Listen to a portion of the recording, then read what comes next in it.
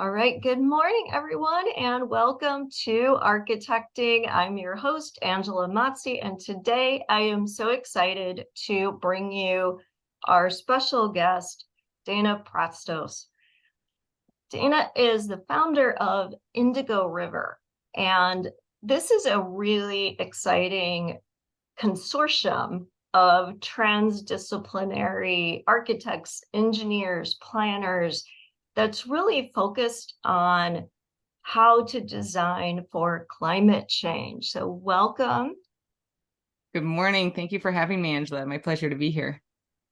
So I want to know how you got to the point of starting this kind of niche firm and what in your career led you to see that this was a gap and that you were the one to fill it. So I started my education in architecture and I continued to get a degree in civil engineering. And so right off the bat, I think as far as architects and career path are concerned, it's a little bit atypical because even after my education, my first full-time job was in the construction field. And so I really explored other parallel industries and paths within the profession before coming full circle back to architecture and before determining the specialty that is now my focus, which is the waterfront and climate adaptation work. And so I think that was in large part out of curiosity of my own to better understand the different disciplines. I spent 6 years in the construction field and now by coincidence, the first project that I worked on was the Staten Island Ferry Terminal. So certainly a lot of exposure to waterfront work and climate adaptation work. Without setting out to do that, but certainly I have a profound appreciation for nature, and working on the waterfront is very much in tune with nature. And so marrying some of my innate passions with curiosities and just exposure and experiences throughout my career, kind of leading back into those areas and taking cues from what those passions were. I continued after working in construction and worked for a marine engineering firm, and found myself working in terms of multidisciplinary kind of counterparts, a lot of different engineers, a lot of different specialties, and opposite some architects and landscape architects, but wondering to myself where the architects were and why there weren't more architects in this space, as there is a tremendous need for kind of what we bring to the table in terms of focusing on the bigger picture and how we can respond to a changing climate through our work and through the built environment beyond just buildings. Yeah, I think that is so important that we have a more expanded view of what we can bring to design of space, to the user experience, to integration of other disciplines. That's kind of a unique part of our training. It really is. And I think something that the profession maybe struggles with from time to time is asserting our agency in different ways, and also making the case for the value proposition of what value we bring that's different than engineers or planners or other kind of parallel disciplines, and why it's so important for architects to be involved from early phases and early stages, from planning all the way through construction. And so that, I think, again, through my career, through the exposures that I've had, kind of hit home, and also coming back full circle to architecture, realizing that there was this gap, and making the case for the value proposition that is there with what the architect brings to the table. Yeah, I love that you are doing this, but what is the business model for this? Because you saw a gap, you had the experience of working in the engineering world, in the water world, to kind of start to connect some of these dots. But why start a firm? So I worked for medium to large size firms early in my career, and on a fair amount of government work, federal work, state work, city work. And the state of New York in particular is very ambitious about setting goals for working with minority and women-owned businesses, veteran-owned businesses. And I remember being in a position on the prime team, whether as the contractor on a design build or as a prime engineering firm, and managing the subconsultants within this specialty space and not finding the caliber or quality within this specialized, highly specialized field. And frankly, oftentimes kind of filling the niche and filling the gap of what needed to be done to bring the project to completion. And so having a few light bulb moments throughout my career of, well, I'm a woman, I'm doing this anyway for the prime, why wouldn't I do it out on my own? And I have a business partner, Shay Thorvalton, who's a veteran, and same thing. I mean, he was also doing some of that, filling the gaps, and we saw the opportunity and decided to partner. And we've launched several firms now within the minority women veteran-owned spaces that do a lot of government work and fill that criteria, whether it's 15% or 19% or 30% women-owned. And that kind of hedged our bet and gave us some confidence going into business on our own, that we knew there was a lot of government subsidy and work focused on promoting and set asides for women-owned businesses. And we had the confidence that we had the technical skills because we were already doing it. Yeah, that's, really kind of saying, let's just do this and do it our way. And what is different, would you say, about how you've set up Indigo River or any of your other firms than where you worked in the past?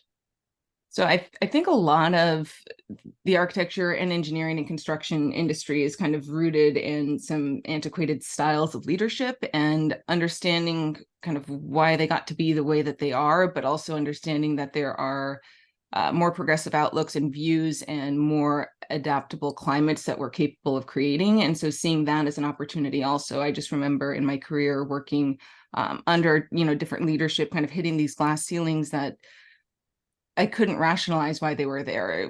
I was capable of contributing far beyond what my role or title said, and I couldn't understand, especially with this influx of technology and increase in productivity and being able to leverage these different technologies and tools, not understanding why I was hitting these ceilings. And so wanting to create an environment where that wasn't the case, and where if someone came in out of school and had the exposure to the latest technology and was able to leverage it and be more productive, we could harness that as a firm and not give the answer of, no, we haven't done it that way, so we're not going to do it that way, or no, not everyone in the firm knows how to do that, we're not going to do that.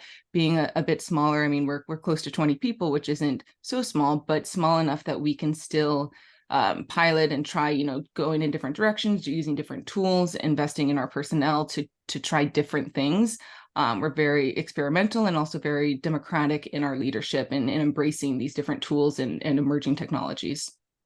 Yeah, and I see on your website, you've got a really, really wide range of skill set, everything from musicians and scientists, visionaries, artists, as well as the more conventional architects, engineers, planners. So how do you create that atmosphere for collaboration and innovation? I think it's really embedded in embracing our employees and our team members as whole people. And part of that comes from the empathy of being, multidisciplinary in my own background and my partner's background. I've worked in construction, I've worked in engineering, I've worked in design, and also, being different things and bringing those different things to the table. And so whether a musician or a scientist or, cultural enthusiast, they're different areas of our life that we can bring into our work and let show through in the built environment. That's one of the most beautiful things about architecture and creating built environments. And so we model that and we look for that. So when we bring people into the team, I mean, anything from cookie cutter, we have all different types of disciplines and all different types of backgrounds that really do strengthen our focus, and we are uniform in our focus and what we are looking at. And that really is, waterfront projects, typologies that are where land meets nature, where man-made meets nature, where land meets water. And whether that's through the lens of, a geotechnical engineer or a naval architect or a climate adaptation planner, we bring this kind of richness and diversity of thought, but with the same focus of, leaving our environment better than we inherited it. And so that's something that is kind of core to our values and modeled in many of our different atypical career paths, but now having, found a fusion altogether at Indigo River. Yeah, I love that idea because so often these other disciplines are brought in as consultants, and there can be a little bit of fear of, losing control of the project, or maybe not as good of collaboration happening? Because I know I have seen, depending on the project manager throughout my career, there can be a lot of collaboration early on and a lot of brainstorming with the whole team, or there can be a little bit of, here's the concept, make it work.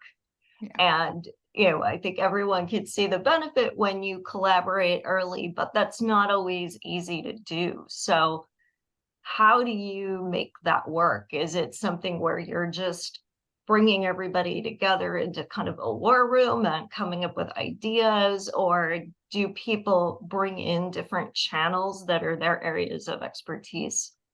So one of the things that we've found in terms of kind of workflow, work product, stages of work, and something that we kind of require and mandate that everyone on our team do is perform and author permits. And so permits on the waterfront are much more stringent than kind of any other typology, in that we have environmental bodies, we have federal bodies, we have the Army Corps of Engineers, Department of Environmental Conservation, we have the Department of State, we have who owns the land underwater, who owns the adjacent properties, a lot of things that are considered, and a tremendous amount of science and species and habitat considerations.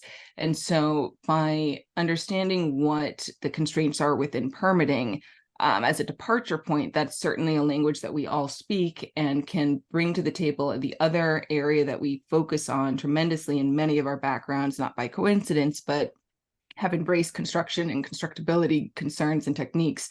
And particularly on the waterfront, it is nuanced in that if you're working in a dense urban environment, oftentimes your structural member sizes are limited by turning radiuses on a truck bed. And so that's kind of how you break down the design in terms of constructability. But working on the waterfront, you have a tremendous amount of latitude and creativity to flex in terms of what you can prefab and bring by barge and pick and place to the site. And so there's some other considerations that lend themselves to getting into the means and methods, which early on, one of my concerns in my career was really understanding what goes on in the construction field, because I saw it as a constraint to design, in terms of you can design anything, but how do you build it, and how do you break it down into the parts, who is building it, what are their thought processes. And so that rolls through our entire company, both in terms of the regulation and what checks and balances you have to go through to get a project permitted, but also in terms of the construction and what those pieces are, how they break down. Again, working in the waterfront, it's a dynamic zone. You have shifting tide, you have in-water work windows, you have moratoriums. And so having that all embedded at the time of design is really crucial and important to that collaboration process. And so that it's not designing in a silo and getting through 60% design before you realize, oh, this is never going to be permitted, or how are you ever going to build this? And so we really have a lot of those conversations up front and embedded in our process by kind of sharing in that load. And it's not that we have one permit person that we send everything to, or one constructability person that we send everything to. We very much have those conversations early on and routinely. So let's kind of shift gears a little bit and talk about your why. This is something I always like to ask guests, like, why did you want to pursue a career in architecture? Why are you so passionate about the work you're doing now? Connect those dots for us. If you would have asked me 15 years ago if I thought I was going to be a licensed architect and form a firm, I probably would have said no. It wasn't on my radar. I knew it was a possibility. I think there are a lot of benefits and always have. But my why then was just learning and absorbing, exploring curiosities, absorbing information, until I could really identify the need and the opportunity for the type of work that I've been fortunate enough to be exposed to and be able to kind of compound throughout my career. And now I think, again, in part, not so much the focus of the work, but having experienced employment environments that were frankly less than stellar, and where I didn't feel like I was my best self, and where I felt, stifled or kind of stunted in my growth. The desire, in part, not only to focus on a specialty, but to form a firm, was to create an environment where that would not be the case, where employees would feel valued as their whole selves. And if they wanted to invest themselves in something, we also wanted to invest in them. And so I remember feeling, even through my licensure process, that it was kind of not aligned with the firm. The firm wasn't supporting my licensure process at the time, and I couldn't understand if I was, willing to invest in myself, why they didn't see that as a benefit to the firm. And so that kind of mentality helped shift and give me empathy to form a firm that would do different and create an environment where people could thrive and flourish, and for the betterment of the whole and for the betterment of our work. Yeah, it is a real issue in the profession. And increasingly, we're starting to see that women and minorities often leave the profession because they don't feel supported and they're burdened by other issues in their personal lives, like maybe more responsibility for childcare or other socioeconomic conditions that they can't dedicate the same resources. So it's not that they don't care as much, it's just they don't always have the same resources. And if the firm is not making a point to support them and give them flexibility and give them financial support, it just becomes too hard. So I'm glad to see that you are looking at strategies for smoothing that path and creating a more equitable firm structure. And how do you notice that that has an impact on the people that work for you? Like, what are you seeing happen in their careers because you're giving them this empowerment and agency? I think that the root of that is kind of philosophical, whether Machiavellian and, by power or by fear or by love and by compassion. And so we very much lean toward the latter and have found that relationship that's created is stronger than any of the relationships that we had experienced in our careers as leadership, of having that support. And the way that manifests itself, sometimes we have several primary caretakers that we do have a flex kind of hybrid schedule in that, most of us are working the same hours of the day, but occasionally something comes up during the day and a child needs to go to a doctor's appointment, and we're not, we ask for transparency, but there's no judgment. There is full accountability and, being able to get the work done that needs to get done and communicative about it. And so there is kind of an open trust that is built and loyalty that is built in supporting the private and personal life as well as the professional life. And so those two, speak to each other, and we don't want people kind of hiding or scared about, what their personal commitments are. We want to support them in those so that when they come to work, they're focused on work, and when they're home, they're focused on home. And so that's, again, something that we did not experience and kind of value through empathy because of the lack of in terms of what we were exposed to early in our careers.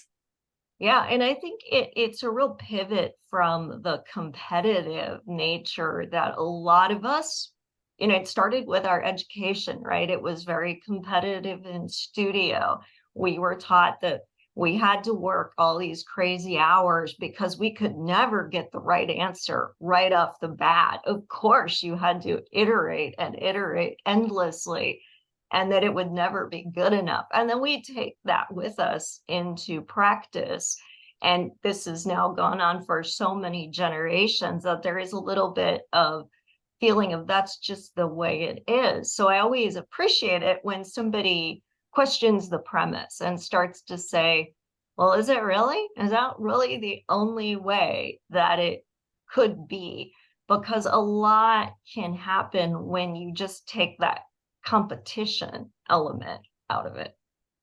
Yeah, and I think also just not only I'm fortunate now looking back. I mean, you could say I felt lost at various points in my career as an architect, and even up and through licensure. But I think, again, in my experience of having worked for contractors and understanding what the day-to-day was there and what the expectations were, and then working for engineers, there is something to be learned from our parallel disciplines in terms of work-life balance. And as architects, yeah, we sometimes kind of glorify the grit and the 24/7 nature of our work, and not knocking the creativity and the hours that shines through, but taking some structure from some of the parallel disciplines and applying it can be beneficial. And so that's certainly something, again, having a multidisciplinary team. I only have one other architect on staff that, all of our studio peers from our academic careers, have a very different kind of day-to-day life in terms of what that work-life balance looks like or doesn't look like. And so that's also just kind of lessons learned looking around us at parallel industries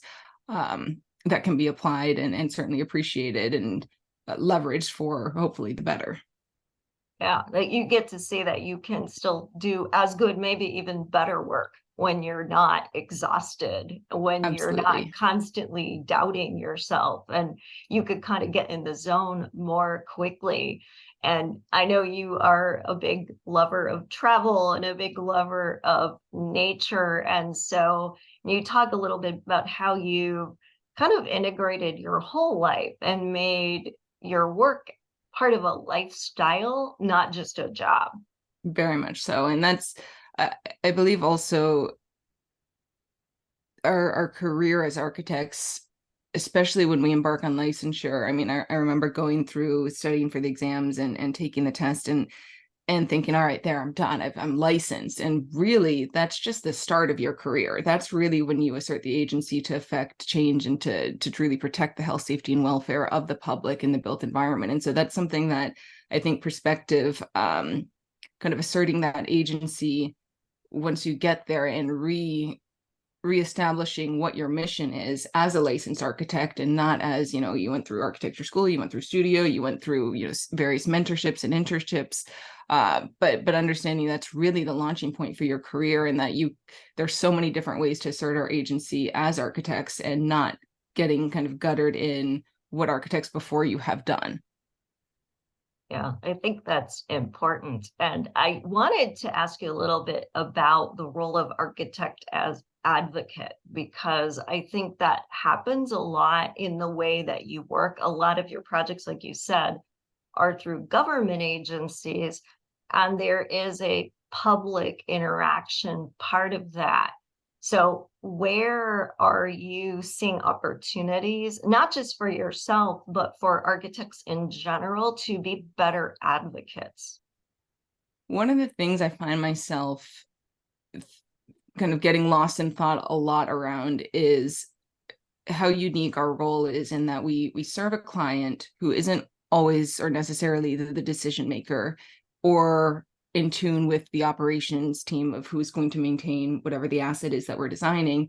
And we're also sometimes disconnected from that end user. And so we serve a lot of clients, so to say. It's not just the one who's picking up the bill or who holds the contract. It's the decision maker, it's the stakeholders, it's the community. And particularly in the case of infrastructure, like the type that I work on, sometimes it's a generation removed that sees the benefits of what we're designing. And so really thinking with the future, kind of future-proofing mindset and resilient attitude of, this needs to be built to last, and it needs to be built to serve a community that's removed from today's community. And so thinking through what that really means, I found to be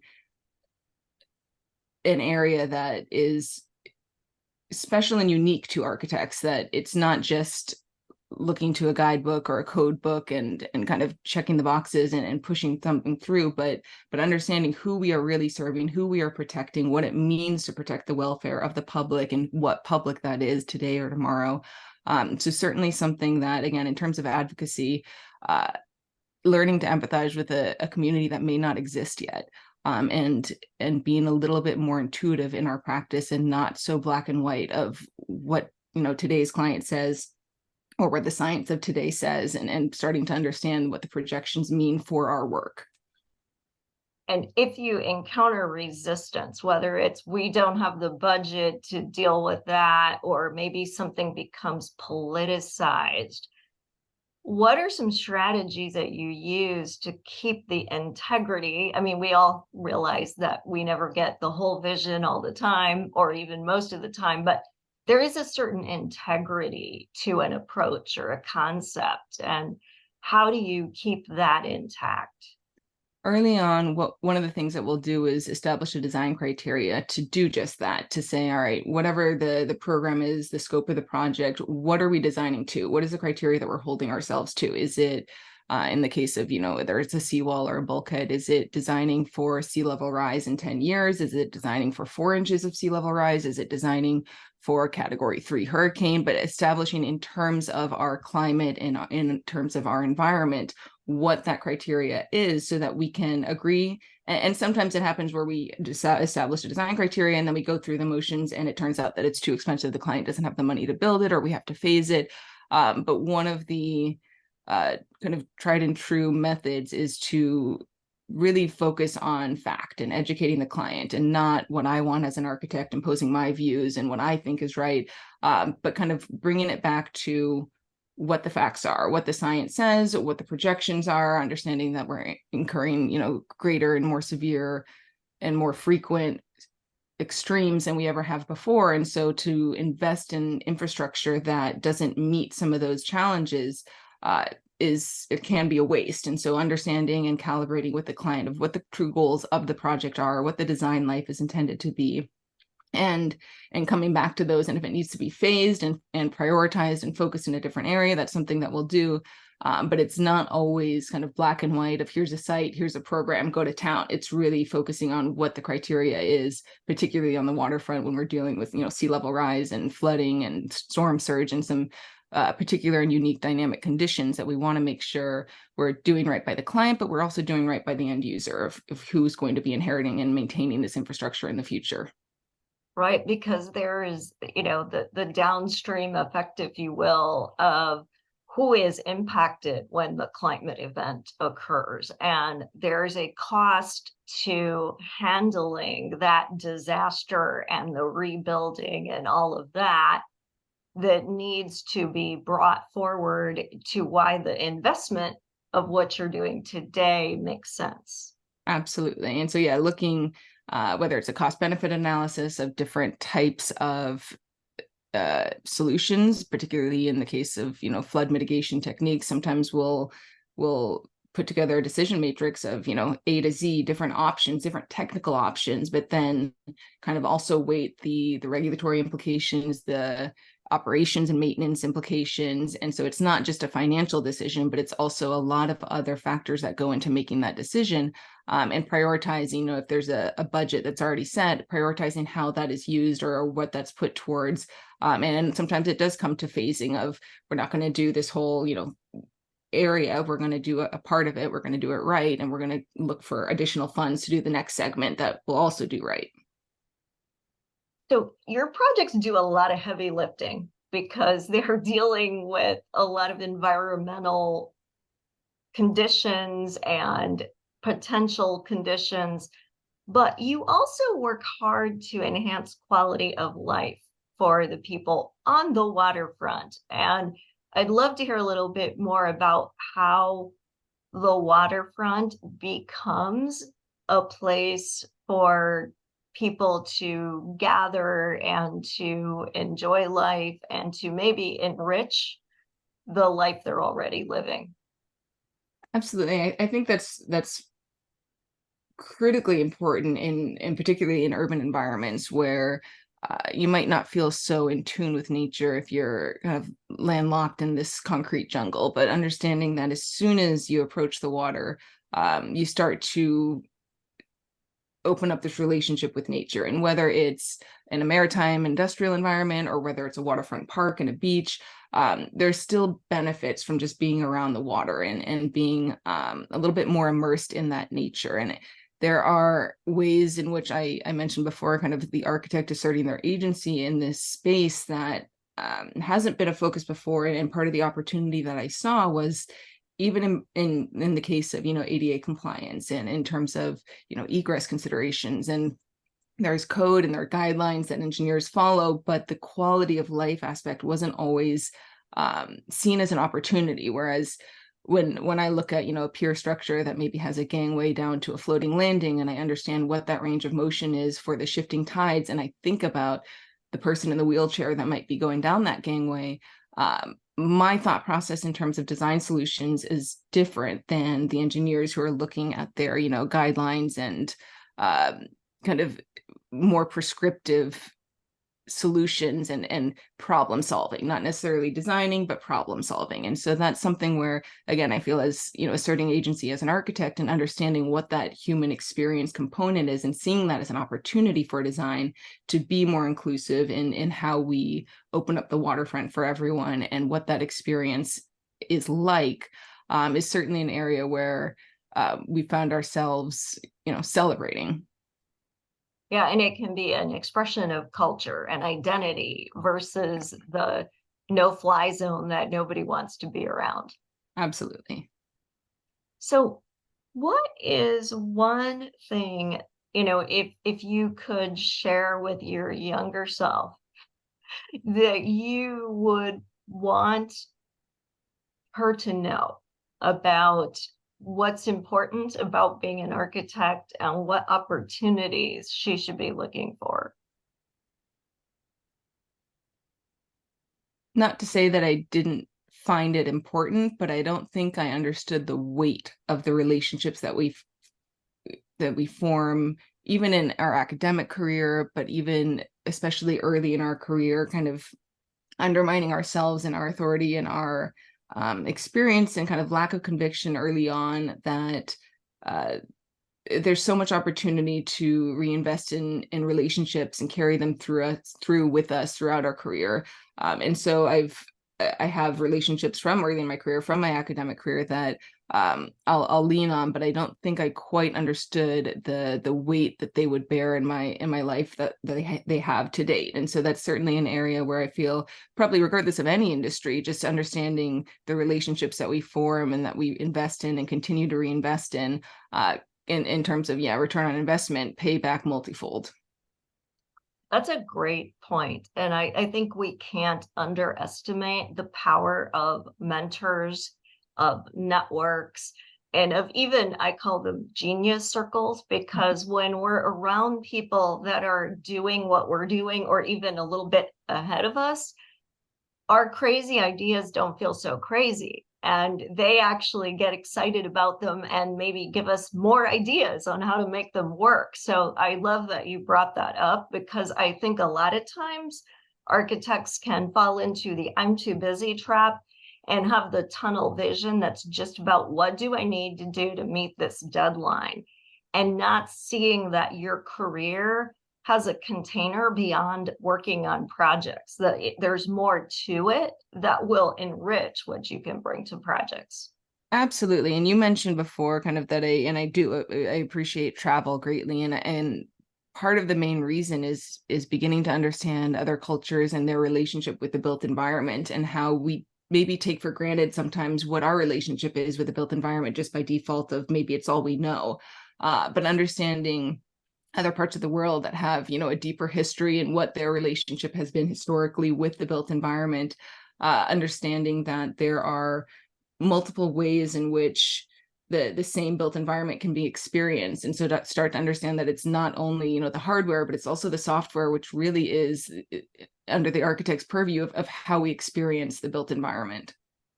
Yeah, I love that you said that, because it is both, and it is important, and it has to work, has to keep us safe, but it also needs to enhance quality of life. Absolutely. So if someone would like to work with you, how can they find you?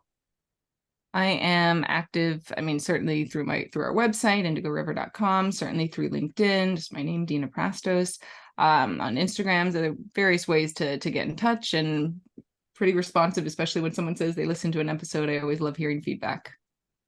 Oh, that's great. And definitely share your insights. I know that it's always appreciated by our guests when the audience says, this made a difference for me, or hearing this. Sometimes we just need to know that someone else did it. And then we Yeah. think, oh, that's possible for me. It Yeah. opens that door. And that's an important part of sharing experiences as well. Yeah, and that's also, I would say, in terms of kind of important lessons learned and looking back, I felt maybe self-limited in a way that I couldn't see what I wanted to be. And it took me, not that it took me very long, I was still in my kind of early 30s when I launched Indigo River, but it took a different kind of approach to double down and commit to the risk that it was to form a firm, in an arena that most architects don't practice, with, a team that is very different than the typical studio team. And so not to be intimidated that, if there's something you're passionate about, you can articulate the case for it, the business need for it, the need within the built environment for it, that you can be what you can't see, and it's not something to shy away from. And so that maybe is even a bigger lesson, that certainly empowering to be able to kind of bet on yourself in a new arena as an architect, which again, that agency that we're given with our license, or that we've earned with our license, is to protect the health, safety, and welfare of the public in the built environment. So not to be self-limiting in what that can mean and how that practice can form. You really can do what you love. Mhm. I think Yeah. that's an important thing that can get lost in Yeah. the shuffle of just getting work done. Yeah, so thank you for bringing that to light, and thank you so much for being on the show, Dena. Loved having this talk and hearing about your story and how you basically created a firm that empowers you to play to your strengths every day. Thank you for having me, Angela. It's been my pleasure.